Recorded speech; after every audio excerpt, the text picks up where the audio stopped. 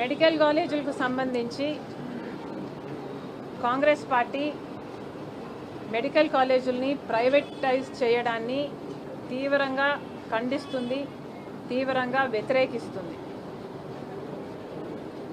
YCP ప్రభుత్వం జగన్మోహన్ రెడ్డి గారి అధికారంలో ఉన్నప్పుడు మెడికల్ కాలేజీలు పూర్తి చేయలేకపోయారు, అందుకే మేము ఈరోజు ప్రైవేటైజ్ చేయాల్సి వస్తుంది అని చంద్రబాబు గారు చెప్తున్నారు. అయ్యా, ఆ ప్రభుత్వం పూర్తి చేయలేకపోతే ఇప్పుడు మీ ప్రభుత్వం ఎందుకు పూర్తి చేయలేదో చేయలేకపోతుందో చంద్రబాబు గారు సమాధానం చెప్పాలి.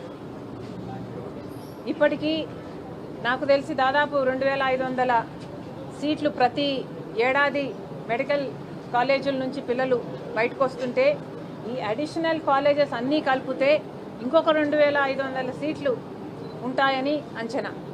మరి ఇంత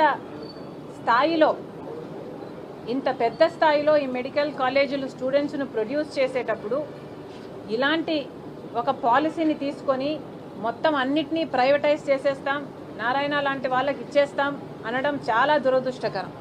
ఇలా ప్రైవేటైజ్ చేసుకుంటూ పోతే ఇక పేద బిడ్డలకు లేక తక్కువ ధరకు చదువుకునే అవకాశమే పేదవారికే ఉండకుండా పోతుంది.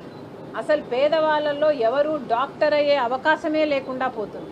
మళ్ళీ చెప్తున్నాం, చంద్రబాబు గారికి ఇది తగదు. మీరు అధికారంలో మీరున్నారు, మీరిచ్చిన బలంతో కేంద్రంలో కూడా బీజేపీ పార్టీ అధికారంలో ఉంది. మీరు డబ్బులు తెచ్చుకోగలరు, మీరు కావాల్సిన పర్మిషన్లు తెచ్చుకోగలరు. ఇన్ని సాకులు మానేసి ఈ కాలేజీలన్నిటినీ కూడా ప్రభుత్వమే నడిపేటట్టు, ప్రభుత్వమే పూర్తి చేసేటట్టు, నడిపేటట్టు చేయాలని చంద్రబాబు గారిని కాంగ్రెస్ పార్టీ డిమాండ్ చేస్తుంది.